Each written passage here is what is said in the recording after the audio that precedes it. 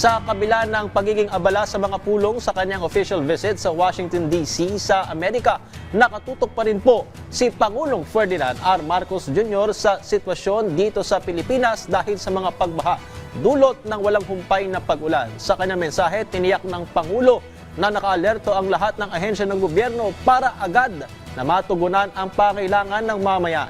Mula po sa Washington DC, may report si Raquel Bayan ng Radyo Pilipinas Live. Raquel.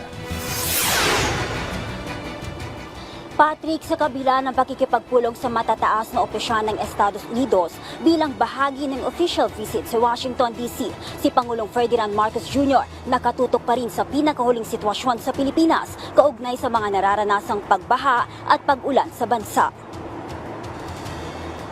Sa inilabas na mensahe ng Pangulo, siniguro nito na nakaalerto at kumikilos na ang iba't ibang tanggapan ng gobyerno upang umalalay sa mga naaapektuhan ng pagbaha at pag-ulan. Inatasan na rin ng Pangulo ang OCD, Department of Health, DSWD, Department of Energy at DILG na higpitan pa ang koordinasyon sa isa't isa upang siguruhin ang kaligtasan ng mga Pilipino.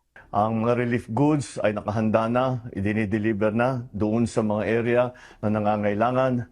Yung mga medical team, kasabay na rin noong ating mga relief goods. At tinitiyak natin na mayroong transportasyon. At siyempre, ay tinitiyak natin na may sapat na supply ng tubig, sapat na supply ng kuryente.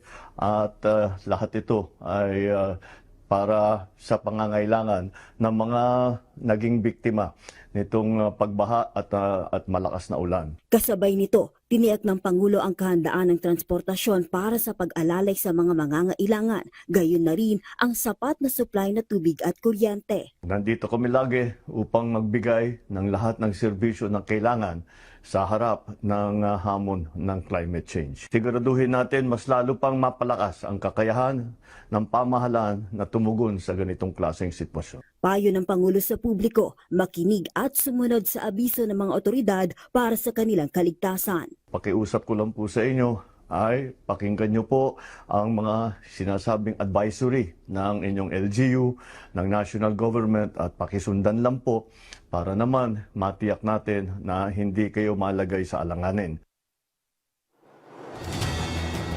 Samantala, nakapulong na ni Pangulong Marcos sa Pentagon si U.S. Defense Secretary Pete Hegseth. Ilan lamang sa mga natalakay ay ang pagsang-ayon ng dalawang bansa sa pagpapaigting pa ng defense and security cooperation sa pagitan ng Washington at Maynila.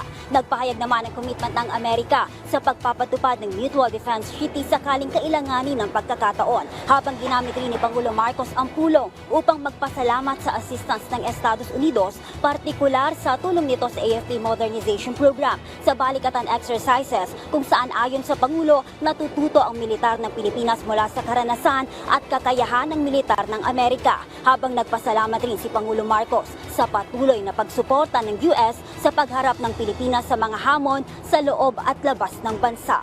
Para sa Integrated State Media, Raquel Bayan ng Radyo Pilipinas, Radyo Publiko, Washington DC, USA. Maraming salamat Raquel Bayan ng Radyo Pilipinas. Live mula po dyan sa Washington DC.